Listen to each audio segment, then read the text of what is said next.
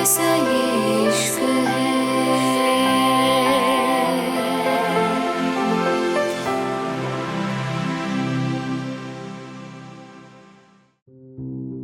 अभी अर्जुन आगे बढ़ता तभी बाहर दरवाजे पर नोक हुआ था। अर्जुन ने गुस्से में दरवाजे की तरफ देखा और चिल्लाते हुए बोला, कौन है? इस वक्त किसकी इतनी हिम्मत हुई थी? आहना मौका देख के बाथरूम में घुस गई। दरवाजे पे शेरा था। शेरा की हालत इस वक्त किसी डरे हुए बच्चे जैसी थी। सर, वो मेम का फोन आया था, वो इंडिया आ रही है। शेरा की बात पे अर्जुन गुस्से से बोला, शेरा, क्यों बेवकूफ़ी वाली बातें कर रहे हो? वो लोग लंदन में हैं और उन्हें मेरी शादी के बारे में नहीं पता, और वो कहाँ देखेंगे आहना को? अर्जुन की बात पे शेरा जल्दी से बोला, सर, न्यूज़ मैं देखा है, इस वक्त यह खबर आग की तरह फैल चुकी है, आपकी शादी हो गई। तुम रुको, मैं खुद मोम को कॉल करता हूँ। यह कह के अर्जुन ने बिना वक्त गवाए लंदन फोन घुमा दिया था। अर्जुन फोन उठाते हुए धीरे से बोला, कैसी है माँ आप? अर्जुन की बात पे उसकी माँ थोड़ा गुस्से से बोला, माँ के बच्चे, ये बातें तुम रहने दो। तुमसे तो मैं वहीं आके बात करूंगी जो तुमने किया है ना? अपनी की माँ की बात पे अर्जुन जल्दी से बोला, सॉरी माँ, सब जल्दबाजी में हुआ है। एक्चुअल में मैं और आहना जब मिले थे, हमें लव एट फर्स्ट साइट हो गया था, इसलिए बिना वक्त गवाए हमने शादी कर ली। अर्जुन की बात पे उसकी माँ धीरे से बोली, पर अर्जुन, तुम्हें बताना तो चाहिए था अपनी माँ को। आखिर मैं तुम्हारी माँ हूँ, मेरे बच्चे, तुम्हारी खुशी में मुझसे ज्यादा कौन खुश होगा? और तुम जानता हो ना, रोहन और रोहित को कितनी खुशी थी तुम्हारी शादी की, अपनी भाभी की। बेटा, एक बार सबके बारे में तो सोचते ना तुम। चलो, अब कोई नहीं, जो हो गया उसको जाने दो। मैं इंडिया आ रही हूँ और मेरे सामने तुम्हारी के हर फंक्शन होंगे और तुम बिल्कुल मना नहीं करोगे। इस शर्त पे माफ करूंगी मैं बस तुम्हें। मैं भी तो अपनी बहू को दुल्हन के जोड़े में देखूं। तुम बता देना बहू को बस। देखो अर्जुन, तुम्हारे पापा के जाने के बाद तुम्हें याद है ना, रोहन, रोहित और तुम्हारी सबकी जिम्मेदारी मेरे सर आ गई थी।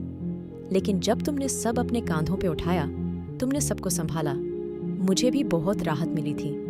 इसलिए अब सब तुम्हारी खुशी भी तो देखना चाहते हैं ना मेरे बेटे। बात अभी उनके मुंह में ही थी। अर्जुन ने एकदम गुस्से कहा था, माँ, मैं करता हूँ बात आपसे, अभी चलिए। इतना कह के अर्जुन ने फोन रख दिया था। अर्जुन ने जब फोन रखा, उसकी आंखें भीग चुकी थीं।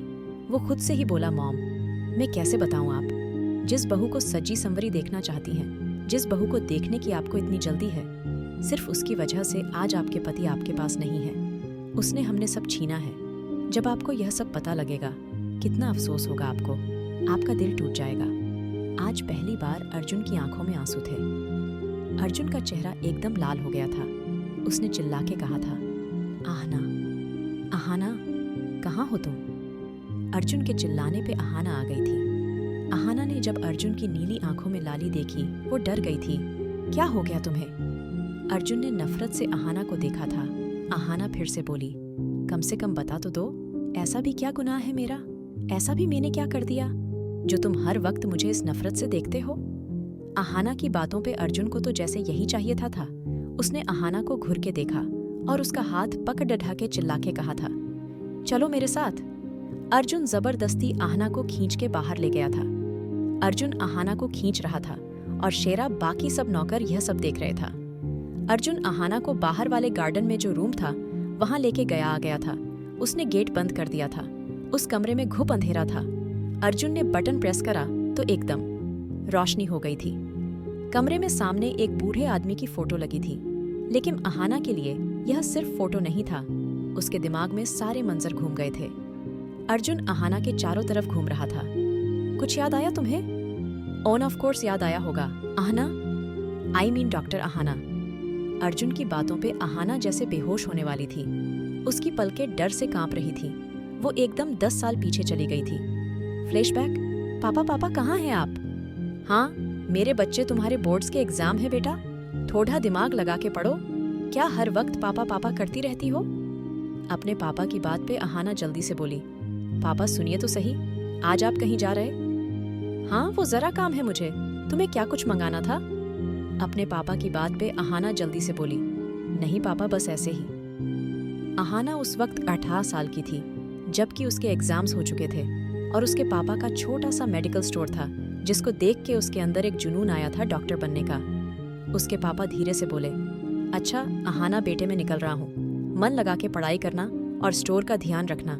अपने पापा की बात पे अहाना जल्दी से बोली, ठीक है पापा। पक्का अहाना की तो जैसे लॉटरी लग गई थी। उसने जल्दी से पास वाले घर से अनिल को बुलाया था।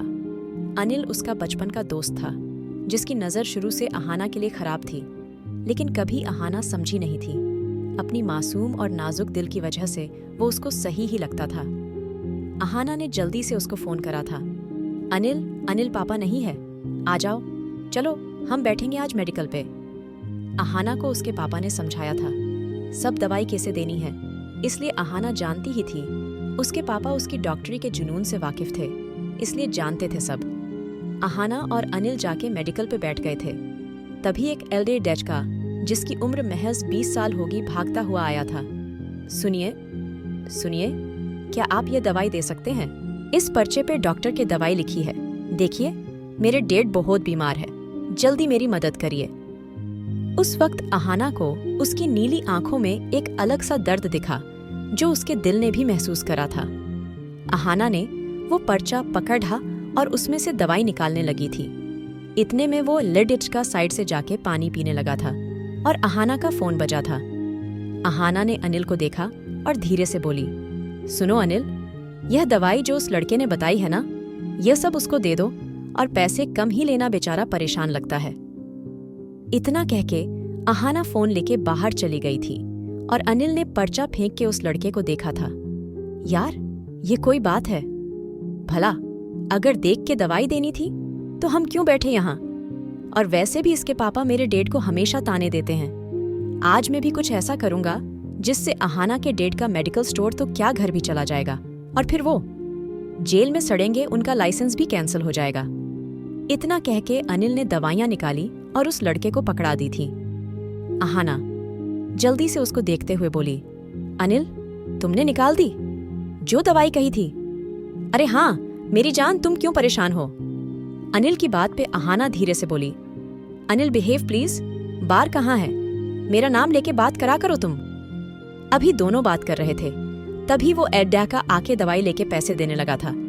अहाना ने डेढ़ी प्यार से कहा था, रहने दो, पैसे जरूरी नहीं, तुम अपने पापा की जान बचाओ। लेकिन उस लडर ढाके ने अहाना की बात पे ध्यान नहीं दिया था और पैसे देके वापस मुड़ने लगा था। तभी अहाना ने एकदम पूछा था, नाम क्या है तुम्हारा? अर्जुन सिंह, उस लड़के ने मुस्कुरा के कहा था।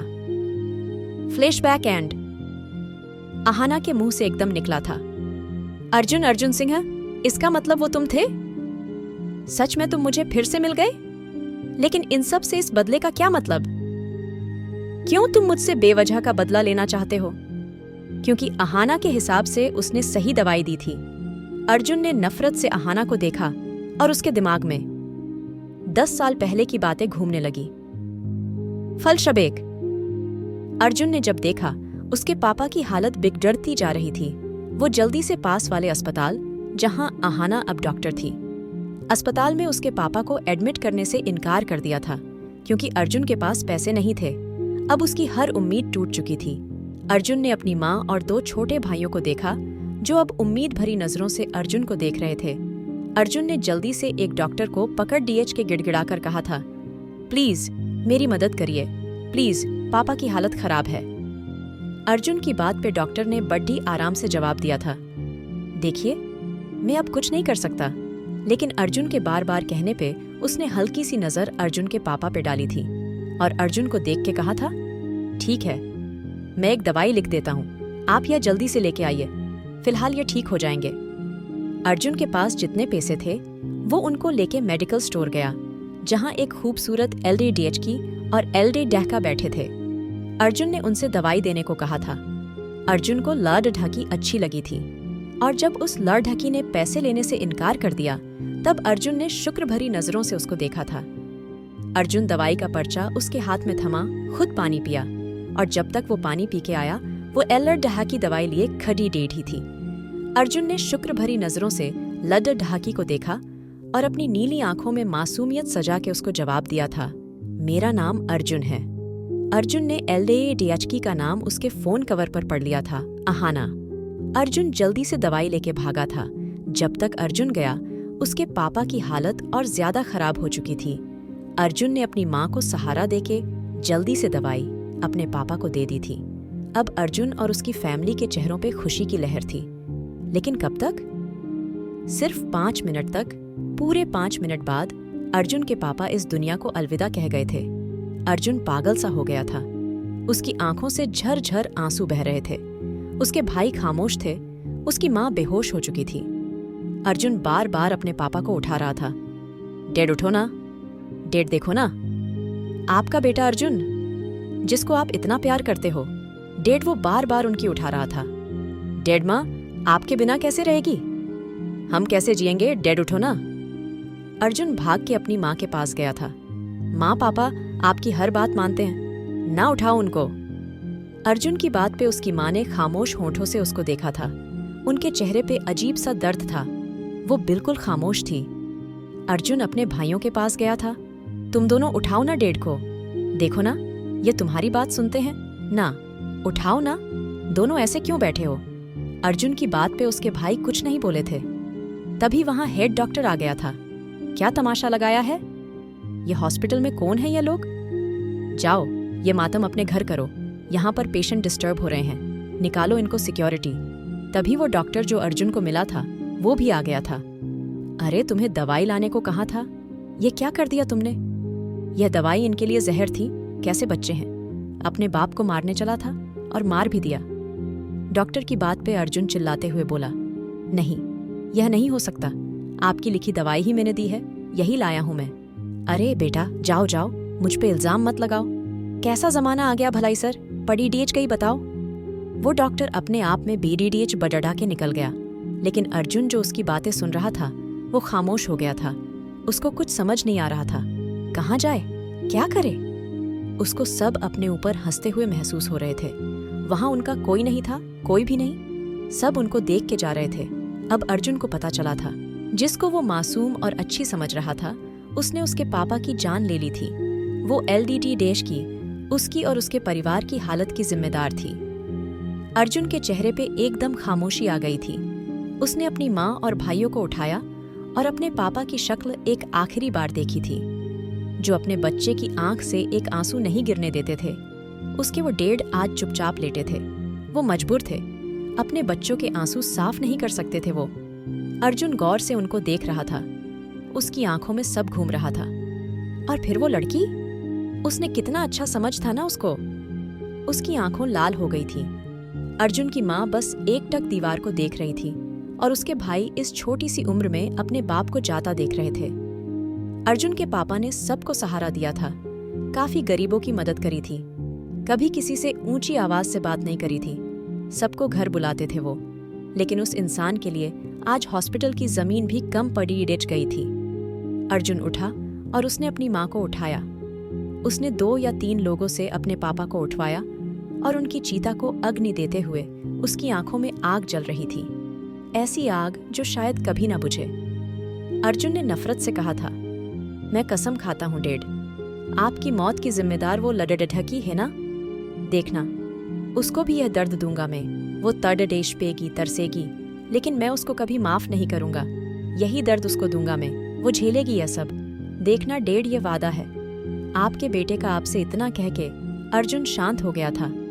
कुछ देर बाद सब अपने घरों को चले गए थे, लेकिन अर्जुन वहीं बैठा था। उसकी आंखों के आंसू सूख चुके थे। वो बस बैठा था और आसमान को घूर रहा था। तभी पीछे से उसको अपने कांधे पे किसी का हाथ महसूस हुआ था। वो हाथ उसके प्यारे दोस्त शेरा का था, जो आंखों में आंसू लिए उसको देख रहा था। चल अर्जुन, मेरे दोस्त ऐसे अच्छा नहीं लगता। चलना मेरे भाई, कुछ खा ले, तूने कब से कुछ नहीं खाया। अर्जुन वैसे ही बैठा रहा था। शेरा ने फिर से अर्जुन को देखा था। तुझे पता है ना अंकल, कितना गुस्सा करेंगे। अगर वो आज होते, तुझे पता है ना। और मेरे भाई, अब तू ही ऐसे टूटेगा तो बाकी सब, उनको कौन संभालेगा? तेरे लिए जिंदा है वो, तू हिम्मत कर, उनको तुझे संभालना है। चल उठ उठ, जल्दी से आ कुछ खा ले। अर्जुन, जो अभी तक दर्द छिपाकर बैठा था, एकदम टूट गया था। कैसे कैसे खा लूं मैं? मेरे पापा, जिनके बिना बिना मैंने आज तक नहीं खाया। अब सारी उम्र उनके बिना खाना पड़ी रहेगा। कैसे जीऊंगा मैं उनके बिना? मैं सबको नहीं संभाल पाऊंगा। मॉम, वो तो अकेली हो गई। नहीं, मैं डेट के बगैर कुछ नहीं कर पाऊंगा। मुझे भी उनके साथ चले जाना चाहिए था। मैं कैसे जिंदा हूँ? अर्जुन की बात पे शेरा ने उसको कस के गले लगा लिया था। नहीं अर्जुन, हमारी जान हो तुम, और तुझे स्ट्रांग बनना है। अंकल के लिए आंटी को संभालना है। अब जिम्मेदारी तेरे सर है, तू संभालेगा सबको। चल उठ जल्दी। शेरा के समझाने और कहने से अर्जुन जबरदस्ती उसके साथ चला गया था। शेरा अपने हाथों से अर्जुन को खाना खिला रहा था। याद रखना, मैं हमेशा तेरे साथ हूँ। देखना तू कितना बड़ढ़ा आदमी बनेगा। दुनिया तेरे कदमों में होगी। लोग तेरे नाम से डरेंगे। तू सबसे बड़ढ़ा आदमी बनेगा। और जिस हॉस्पिटल से तुझे निकाला है ना, देखना तू उनके जैसे 100 हॉस्पिटल खरीदेगा। और फिर कहते है ना, पता नहीं चलता कब मुंह से निकली बात सच हो जाए। शेरा को भी पता नहीं था। उसके मुंह से निकली बात सीधा आसमान पे गई थी और सब सच हो गया था। आखिर क्या करेगा अब अर्जुन? क्या होगा अब अहाना के साथ? जानने के लिए सुनिए king of mafia love saga. और अगर एपिसोड पसंद आया तो लाइक, शेयर और सब्सक्राइब करना ना भूले।